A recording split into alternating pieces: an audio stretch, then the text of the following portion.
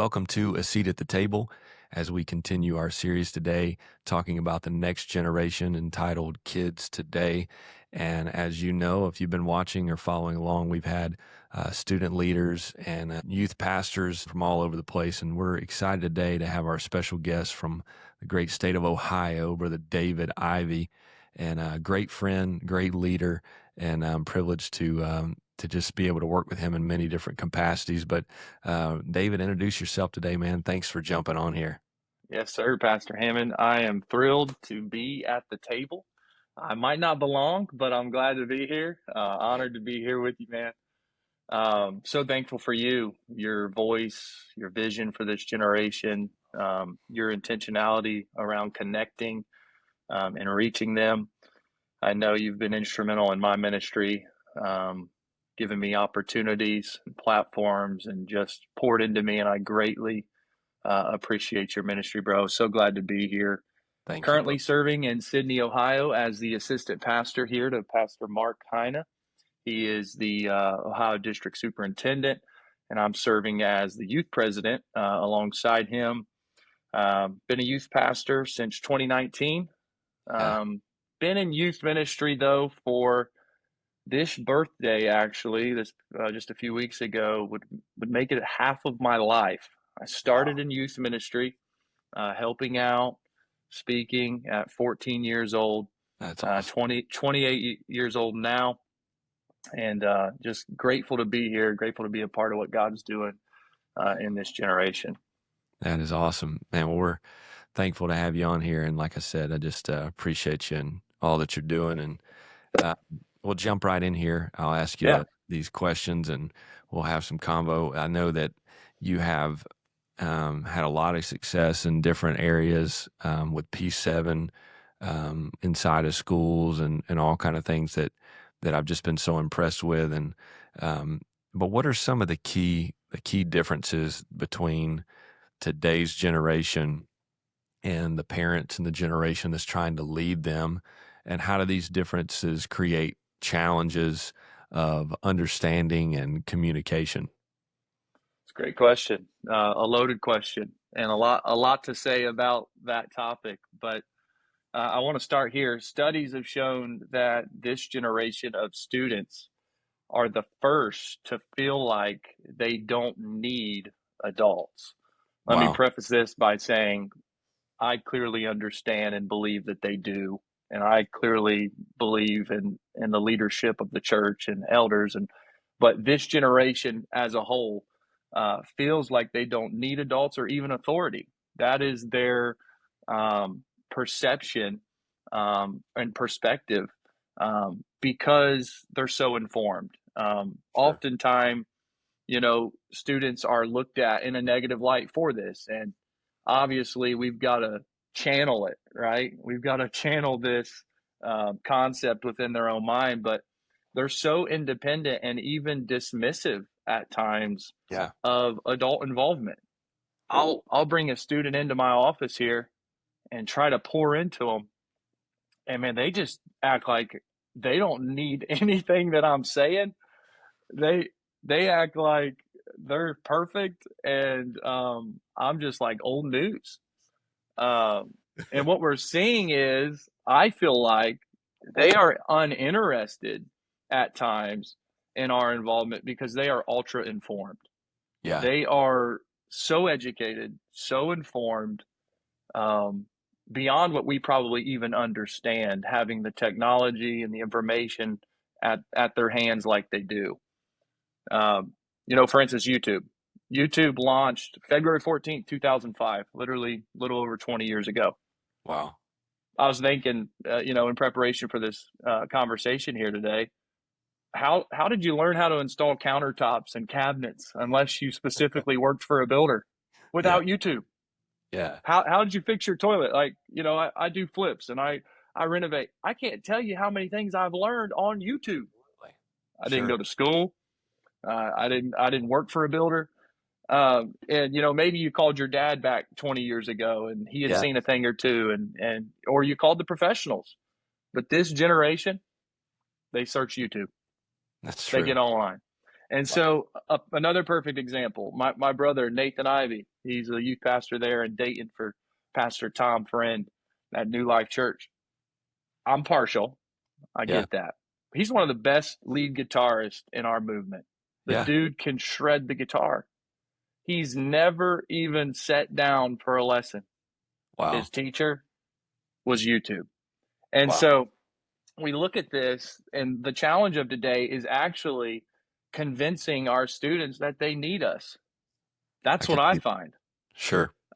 We're competing against the astronomical genius of ChatGPT, Grok, and Gemini.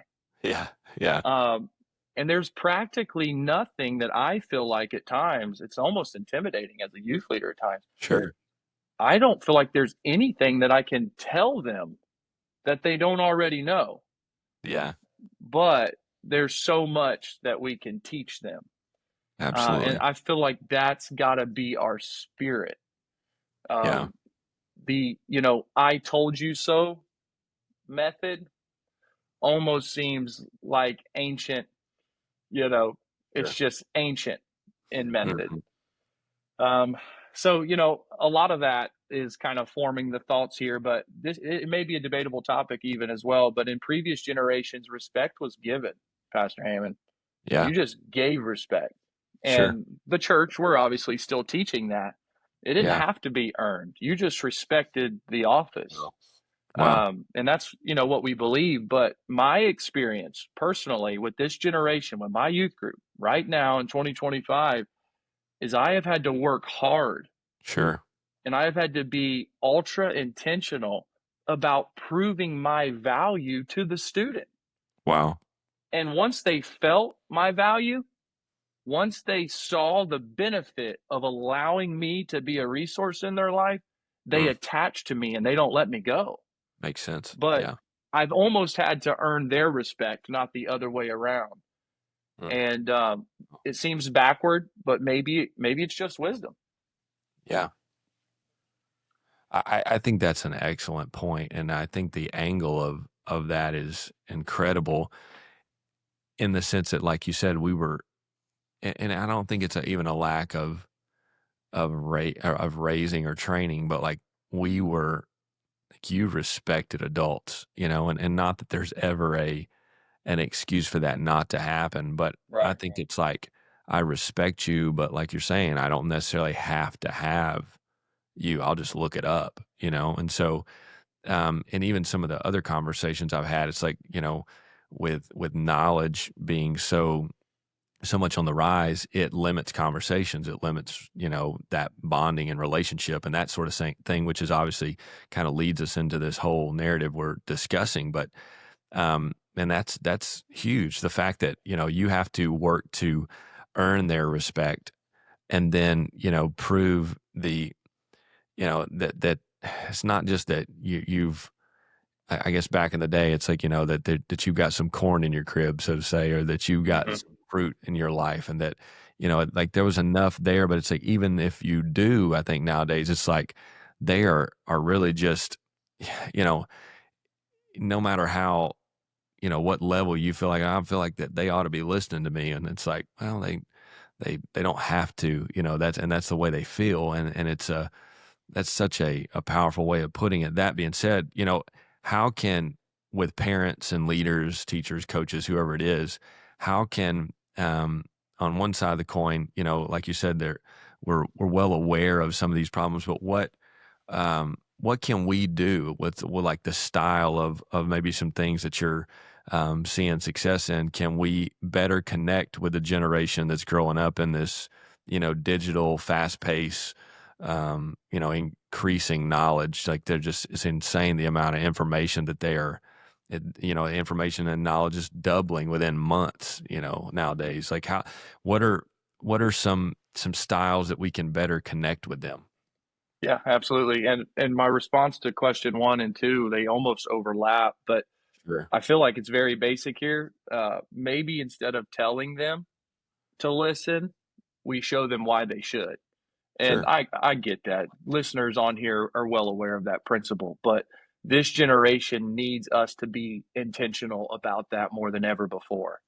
And and what, like I said, the amount of information and that's at their disposal, and all that they know, and their education levels and their knowledge, we have to help them apply what they know. Yeah. We have to play to their strengths. This generation is resourceful and will ultimately, in my opinion, get what they want. Sure. So for me, I feel like I am I'm trying to be that resource or be a resource in their toolbox, right? I'm trying to prove to them that, Yeah. hey, I can be a resource to you. I feel like when we approach this generation and demand that they need us, Yeah. they sometimes, not every time, but sometimes they retaliate by showing us they don't. Wow. Um, you know, I'm certainly telling one side of the coin here. I get that. We're all well aware that this generation desperately needs funneled in the right direction and Yeah. channeled in the right direction. But I'm talking to the listener today from the perspective of Gen Z and what Mhm. studies are proving. And a lot of what I'm referring to today is directly out of a book that you gave me, Brother Hammond, by Tim Elmore. Yeah. So how can parents adapt their parenting style? As I previously stated, this ultra informed generation, man, some data is suggesting that in some arenas, knowledge is doubling every 12 hours. Wow. Every 12 hours.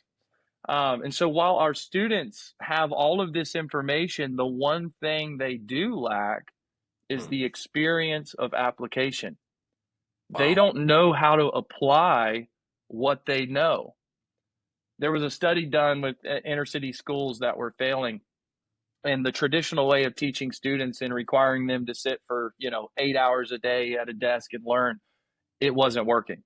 Yeah. We have the goldfish attention spans, 8-second attention spans in this generation, some studies indicate, with Wow. prehistoric teaching methods and tactics. It was a failing school system. And so what the school did was they empowered the students to teach the material they were supposed to be learning. Wow.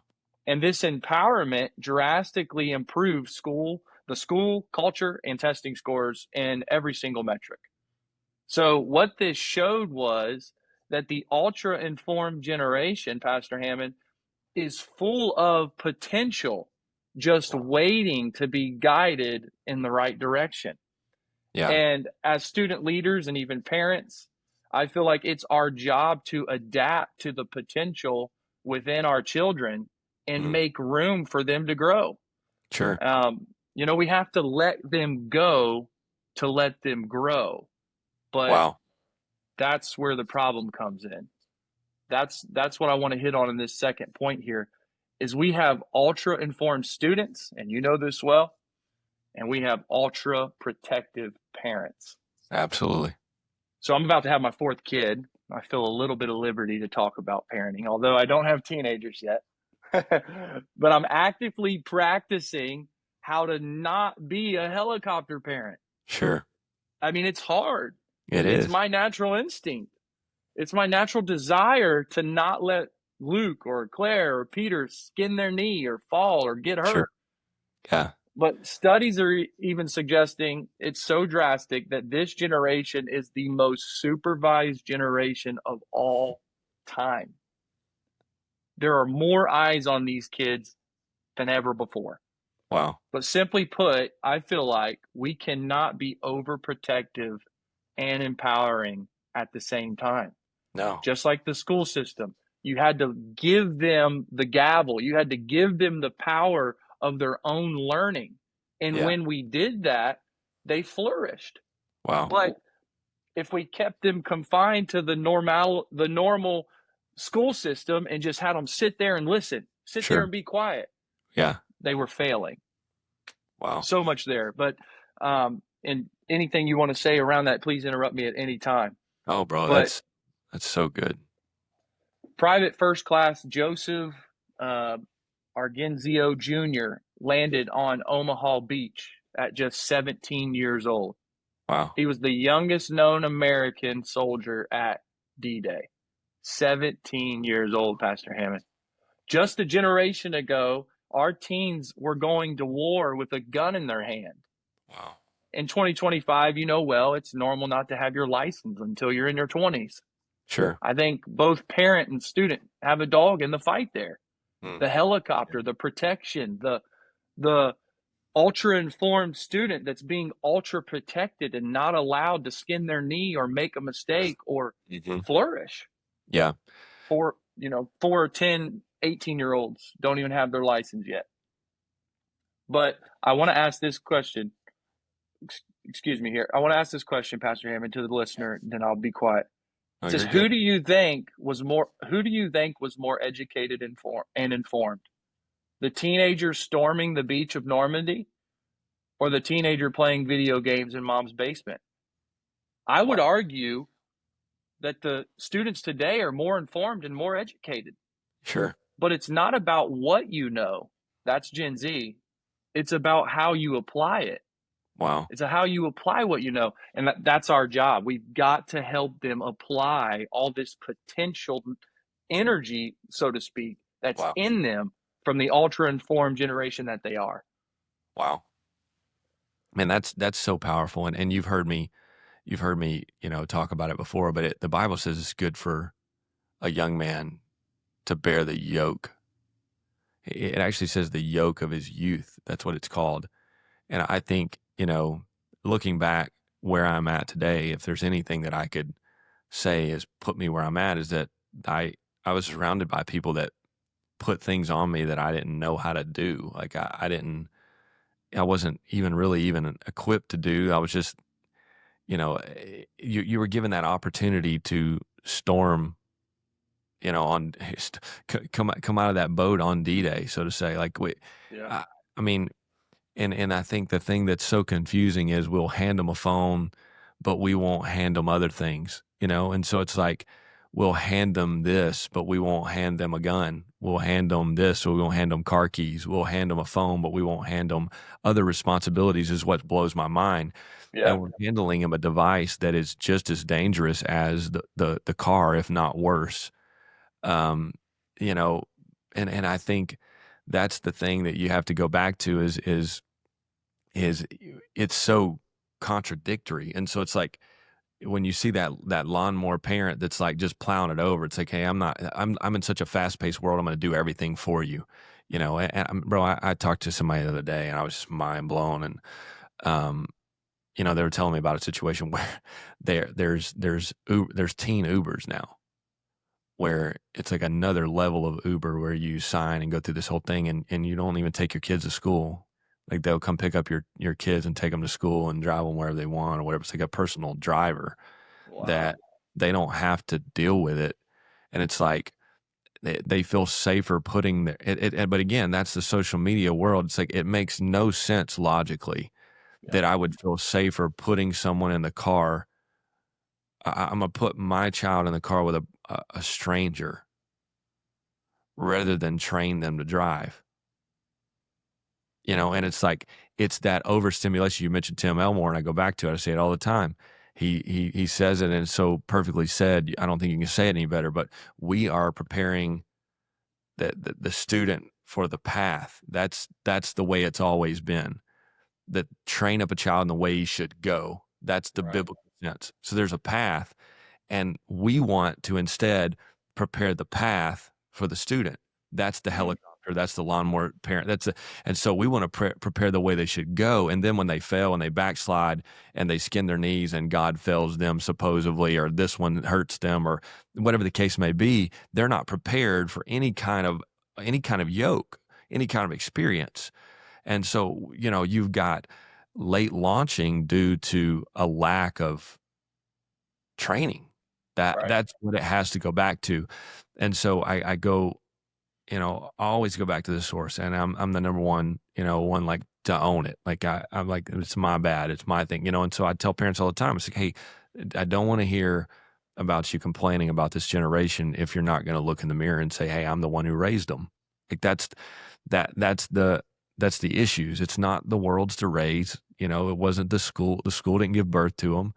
And I think that's what we have to go back to. It's like it was my responsibility. This is a gift from God that I have to empower them and train them and guide them. And so it's easy to hand them that phone because it's going to, entertain them, and then I can do what I'm going to do. And most other parents, what they're doing is on the phone too, and so um, that's a huge thing, man. And um, I think what you're saying there is so powerful. And obviously you hit the nail on the head, and it's my soapbox, so I can start rambling there for some time. But what in all of that, what do you think? What role does open dialogue play in bridging that gap of generations? For sure. If there's Pastor Hammond, if there's ever been a generation that requires explanation, Mm, it's this one. yeah, well Uh, said. Call it lazy, or you could call it calculated. But Yeah, Gen Z is not interested in doing something that they don't find value in. sure. Um, they have a make it make sense mentality. They really do. Make it make sense. Tell me why I should be what you're telling me I should be. Make Mm, it make sense. And I feel like open dialogue is so important because we can't just expect them to follow blindly. We mm, can't expect an ultra informed generation to follow blindly. In fact, we shouldn't want them to. sure. There's no reason for us as youth pastors, as parents, to be intimidated by questionings. No, We there's no reason why we should be taken back um, at a student's, you know, I guess due diligence. It sure. says to study to show yourself approved, but we want them to just be yes mans and whatever you say goes. But this generation is a little bit, they're a little bit more determined than that to Sure. understand the why. And Right. so again, I go back to being intentional, Pastor. Like we have to be intentional about informing our kids. It's not good enough to just say you have to. Right. It's not good enough to just say I told you so. Or Ab even it should be, and for many it is, but just because you say, well, it's in the Bible, they still want to know that right. it's right, you Absolutely. know? And so understanding that, I guess that responsibility rests on me as a youth leader was Yeah. revolutionary. Yeah. Like, I've got to be intentional about answering their questions and making room for their questions. Mm, So I'm not intimidated by it. And you can ask me all kinds of detailed questions about the Godhead, but that doesn't intimidate me because truth remains. So I feel like maybe at times there was a closed off, I guess, communication strain where you didn't question anything. You didn't yeah. ask why. And that was looked down upon. But I'm not sure that that's going to be good enough for Gen Z. They want to believe Absolutely. this generation is hungry, No, I believe um, it. but they want to know why. They want to know why it works. And we need to show them why it works and how it works and what fruit looks like. A personal example that I could give you, Pastor, is in an attempt to bridge the gap of communication, we started a program in our student ministries program or department called Debate Week. Cool. Um, First Sunday of every month, I try to become the apostolic Charlie Kirk and sharpen our students' faith. We talk about something that I know that they would be prone to question, Yeah. or topics that are even fundamental truths, and we open the room for dialogue and communication and Super. questions. And my stance is typically going to oppose what the students know to be true. Yeah. And what that does is that forces them to Sure. tell me truth. It's my own spin on that inner city school district, the positive transformation through empowering the student Yeah. to become the teacher, that kind of Mhm. thing. I've had some pushback. Oh. The idea of letting kids question anything, I've got some Oh, yeah. pushback. Sure. I felt some heat. Um, but I feel like we have to be willing to have the conversation. We have to Absolutely. be willing to open the door for them to understand on a deeper level. They're not interested in surface level. I think you've hit on this before, but everything in our world is so shallow. to our Yeah, relationships on social media, to our absolutely. friendships on, it's all so shallow. But I feel like there's a true desire out there to understand and to know the deep things of Yeah, God. absolutely. And there's nothing wrong with that. You know, they're obviously I've always said, and you ask questions out of two different motives, rebellion or revelation. Mm. And, you know, not everybody's asking a question out of rebellion. And so, you know, you have to be able to that's my kind of I put, you know, when a kid walks up and asking a question, I put it through that filter. I put it through that lens. I look at their life. I look at what they're trying to accomplish, what the direction is they're heading, who their Hmm. friends are right now. Are they faithful? If a kid walks up, man, and they're doing everything they're supposed to be doing, they're in the prayer room, they're doing this, or it's like they're involved, they're engaged, and they're, you know, it's like that kid's not asking a question to try to, you know, to try to trip somebody up or try to promote, you know, rebellion or, you know, false teaching or whatever the case may be. It's like, hey, he just wants to know. In the Yeah. same sense, on the flip side of the coin, if a kid's struggling, they're going through a lot or whatever, I'm going to approach my answer to that differently, of the sense of like, hey, you know, you got to be careful at how you come. And so that's my whole, like, I use that as everything. So good. That being said, you know, I do think that there is a balance. Faith is a powerful word. You know, without faith, it's impossible to please God. And so I have to be careful that I don't swing so hard the other side that I force. It's like you said, you're gonna get some, especially from some of the elders or older generation, when you say, hey, we got to give these kids an explanation. Like, and I 100% agree, and I've been on that side of, like, we got to answer their questions. I got to teach series that are hard questions. We're gonna, you know, I've done some of the debate style stuff at camps and stuff. Like, we'll have somebody come. I had Brother Lang and Brother McCool, you know, go at each other a few years ago, and it was like Yeah. we gave Brother Anthony, he dressed up in like this costume. It was like a fun thing, but kids loved it. They thought it was great because you're answering these questions that I have, but some of them are intimidated to ask, sadly. And so that goes back to that dialogue and relationship, that we want them to be able to ask the question.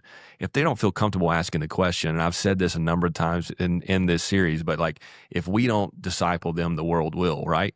So if they're not Perfect. asking us the question, they're asking somebody. They're watching some Hmm. YouTuber, they're watching some short clip from whoever saying whatever, and they're going to take that in. That's their absorption, and that is forming their conscience. And so, all that being said, we've got to have a balance of answering the question, but also having that sense of submission, obedience, because you almost lose the sense of faith, because, you know, faith comes by hearing, hearing by the word of God. Anytime you hear faith, you're going to hear that there is that sense of acting and then revelation, acting and then understanding. That's the logic of God's word and God's scripture. Abraham's the father of faith. Abraham reaches down and asks to take Isaac by the hand and lead him up to the top of the mountain where he will kill him, you know, and he didn't Yeah. know the ram on the other side of the hill. And that's probably one of the most powerful things, is the father of faith is walking in faith, but so is another generation. And he asks questions. He says, where's the sacrifice? Mm. Well, that proved that relationship. That proved that A, dad was willing to walk with God and not understand, but B, son was willing to walk with dad not understanding, which is huge. But he had enough of a relationship there to prove to us, because I've heard some people preach before, like, hey, you need to be willing to take the previous generation by the hand and follow them blindly up the hill. Well, hold on now. He asked a question that So showed good. the relationship was strong enough that he could ask the question. Yeah. And he answers it properly. God will supply a sacrifice. And so there's this powerful picture that's painted of faith, and it's the balance of the two. It's the balance of saying, hey, I'm going to trust and submit, and I'm going to, if you say it, Pastor, I'm going to do it. Dad, if you say it, I'm going to trust you, because that's biblical. That's just as much biblical as search the scripture, study to show thyself approved. Hmm. So you have to walk. That's faith, I think, you know, in the sense of, you know, my faith is increasing when I begin to comprehend the text. I can only live at the level of, you know, I live at the capacity of my comprehension. So as I begin to read and I begin to study baptism, I was baptized at 7. did I understand it the way I understand it now? Absolutely Mhm. not. You know, the Right. types and the shadows and the metaphors and how many things it fulfilled in my life and taking on the name of Jesus. I was just being obedient and had a fear of God at 7, and I believe God honored that.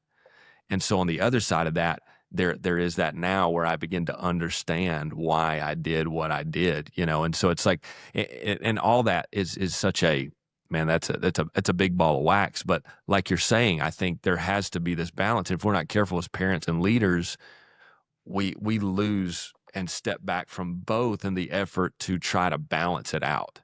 It can be Yeah. frustrating, the tension between the 2 of like, "Hey, you need to be respectful, you need to be, you know, submitted, you need to be obedient, but you also need to understand why." And we understand that in this generation, one of the things, if we really put our finger on the pulse, is they are going to be more informed and more, educated and understand, and we are going to have such a high expansion or ceiling of knowledge that there has to be, and this is just me, I feel it kind of easing on, you know, because I've felt myself really push this side of it, like answer the question.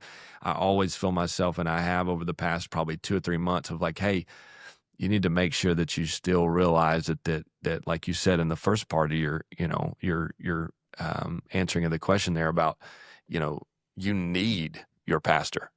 Yeah. You Absolutely. need your leadership, and you need to be, you know, connected to them. So just getting that all to where it's, and I say the word balance, and that's probably a bad word because he said, you know, it's he says you're full of spirit and truth. You're full of both of them. You gotta be full of the knowledge. You gotta be full of the understanding, but you also gotta be full of that submitted, not my will, but thy will be done. You know, that's serving God, I think, um, at its, you know, probably most basic form. But man, you got me stirred up. So, Come um, on, let's hear it. what are what are some of the things that you have found that are just super successful? You know, like, hey, this is my thing that's kind of a go-to, like whether it be over the years or something recent, that you've found in leading this generation. And it don't have to be local. It don't have to be a church. It could be personal with your family, whoever, you know, however you want to. But just from your experience, what are some things that you feel like have been real successful? Yeah. I loved everything you said, by the way. Nail on the head. And we've got to definitely use discernment in maintaining that balance. Sure. No doubt. Loved what you said there, in full agreement with it. I think one thing that I've found success in, Pastor Hammond, is growth through empowerment. Wow. This is something here at my local church and at a district level Hmm. that I have seen. I do it. I'm intentional about it, and it works. There's fruit from it. That's awesome. Uh, Students want to possess and be responsible for something. They Hmm. do. Tim Elmore said students support what they help create. They Wow. support what they help create. They are tired of being pampered and babied. They Sure. are. I mean, everybody likes it a little bit. You know, when I get sick and get a cold, I'm like, Elena, I'm dying over here, honey. And it feels good to be, everybody loves to be babied. I'm not Sure. saying that, but they're tired of it. They Sure. are sick of safe spaces. Yeah. I mean, I really am seeing a thread of students that are not interested in current culture. Yeah. They are, they are pulling out of the trendy culture that has been pushed to Gen Z. They really are. And the more I trust students, Hmm. the more they triumph. Wow. That sounds backwards, but the more I trust them, the more they triumph. The more I put on their plate, the more they eat. They want this. They Wow. do. They want this, man. I have students who are constantly getting the cart before the horse. In Yeah. those moments, I pull the reins and I teach them Yeah. and I tell them the why we have process and we've got order in the church and you can't get ahead of the pastor, you can't get ahead of leadership. I pull the reins back and I explain the why. Yeah. But for many years, I feel like the horse had yet to leave the stable. Sure. So this generation is guilty of trying to do too much when you give them a chance but I would rather have to pull them back than to push Ab them forward. absolutely, every time. I would rather have to correct them than convince them to try it all. Sure. So this generation, if you empower them, when we give them task and Mm, responsibility, and as you said, you preached it at National Youth Convention, you let them feel the yoke and you bear absolutely. it. Yeah, These kids that I've seen it, I can't speak for other areas, but I believe it would be true universally. I've yeah, seen it. The more I put on them, the more they flourish. I believe that. When I trust them with task, they step up and they have victory. Um, and I think it's because they're so tired and they're so ready to put to use all Sure. that they know. Mm, And so we've got to create, I guess, avenues for them to do that. And isn't this what Jesus did to Peter yeah, when he said, "Come out onto the water, step out. I'll pick you up if you mess it all up, but come out of the boat," yeah. right? And Mhm. so I feel like if we're not careful, helicopter parents become helicopter youth leaders and all of that. It's We're, true. we're afraid to let our kids fall. Wow. Well, what if they get up and say the wrong thing? Well, what if they get up and say the right thing? Sure. You know, what if they sing the wrong words or mess up the lines or say something goofy in their 5 minute of fire? Well, what if the opposite happens? What if you Yeah. find a diamond in the rough? What if you Yeah. ignite something in a student that builds momentum for the rest of their life? I feel like empowerment is a direct contributor to growth in our youth group here in Wow. Sydney, Ohio. The more I empower them, even beyond their pedigree, even beyond maybe where they can be. But aren't Wow. you thankful that people positioned you for your Sure. future before you were ready for it Right. to let you get out of the nest and flap your wings and see if you could fly? Oh, I, absolutely. I mean, I'm so thankful for a pastor who let me get up behind a pulpit when the only thing good I would say the entire time was the scriptures I read. I I hear you. mean, Hey, thank God for men who tapped into the potential. sure. And I've seen it. The helicopter mentality has made its way to youth ministers and youth workers. Man, if you're the only one in the mic, if you're the only one, you got to make room for those kids. I'm not saying they need to be on the main service, but position them in a place where they can be utilized. Put them in a youth service or ask pastor for one Wednesday a month to take over the sanctuary, whatever. Um, Growth through empowerment. It's been huge. It's been huge Wow. for us. And that's great and such a good, you know, it's applicable on all levels. So in parenting, empowering them, give them responsibility. Let them take out the trash. I know that you've used that example before, but my son makes a mess taking out the trash. Like I got to clean it up. Um, but it's no different than you saying, "Hey, well, let's give this kid an opportunity to open up service." He might have said something, a little crazy or whatever the case may be. It might not be as good as you opening up service, or it's no different than you taking out the trash. You're probably not going to get anything anywhere. You're probably going to put the bag back in, and Mhm. make sure everything's put back where it's supposed to be. And, you didn't miss the can and throw it all over the yard or whatever the case may be. But it's like, and I know that's a very simple way of putting it, but wh- what are we doing if we're not letting them try it all? I would rather, it's almost creating, this thing with living for God that it's, it's a safe way of living for God too. It's sins of omission, like righteousness is doing right. It's not sitting, not doing anything wrong. Mhm. I think that's the thing you gotta be careful with, of sense of like that safety, that keeping them, so like I don't want them to mess up. I want to, and I see it even with parents today. I'm like, hey, we want so and so to play this instrument on Wednesday night, or we want them to. It's like, oh, they're not ready. Yeah, they're not ready. I'm like, I don't feel like I'm ready to preach tonight. Like that's Hey, always going to be that way. You know what I'm yeah. saying? Like so, like I just always think there's something better. I could be better at it. I could home. But if we're not careful as parents and leaders, it's like we want them to be. You know, we don't treat anything else that way. You Yeah. know. You go sign up for the gym, you don't have to be in shape, right? That's the point of signing up for the gym. That's the whole way we should be as the church. None of us are in heaven yet. And, it's a thing where we have to look at it as we're all in this maturing process, and that's those students need those experiences just like we did. Somebody gave us an opportunity and we weren't ready for it, you know. Yeah. And, if we gauge it that way, we'll never delegate anything. But that empowering is such a huge thing for leaders, coaches, pastors, teachers, no matter what area you're listening in today.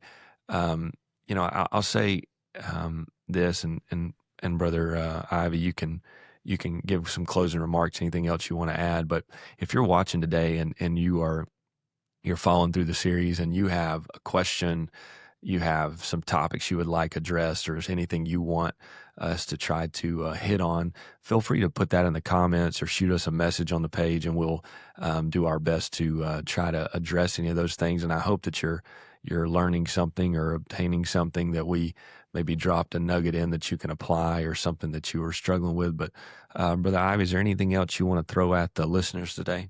Just the last thing, Pastor Hammond, around the empowerment and the growth. What I have found, my tendency to not delegate comes from the fact that sometimes the work of delegation is harder than just doing it yourself. 100%. And so we can't be lazy leaders. Sure. To get the most out of our kids, we've got to take the time, the effort, and the energy to delegate the tasks that they're well informed to do, maybe not experienced enough to do them, but that's our job, is to plug Sure. them in and to give them that experience. So, been such an honor to be here with you today. Your ministry is something that I keep a close eye on. I probably sounded like an echo of your voice here today. Man. Um, That means the world, and I really appreciate you jumping on here, and I believe in you, and I think if there's anything I can say to this, it's like, you guys, what you're doing there, it comes from just seeing something in somebody. I saw it in you, I've seen it in others, and I've been willing to bring you in. I mean, you're a younger voice, and it's a you've impacted our students here multiple times. You're impacting students there in Ohio. I've been able to have kind of a front row seat to see you transition and do the things that you're doing, and just, man, proud of you and thankful for you. I'll say this as the last thing, and it just keeps resonating kind of through the entire podcast here today. But we expect to be able to trust when we haven't trained. And so the only way you'll ever feel that sense of trusting your student, no matter what role you're playing in their life, is that you have trained them. The training comes through time, it comes through relationship, it comes through conversation, and then you feel that sense of trust. It's never going to be 100% maybe, but it's going to be a whole lot higher of a level of trust if you have put in the time of training, tracking them, giving them opportunities to allow them to feel the empowerment. And there's nothing today. And it's been said a few different ways. There's nothing today that you're going to see light up a young person more than you giving that opportunity, because it tells them that you trust them. That's the biggest thing they're looking for. Do you trust me to do it? Do you trust me to take your hands off of it and allow me to try? And they hear it preached at conferences. They hear it preached at big, youth camps all summer, that you can be this and you can be that and you can do this and you got so much potential.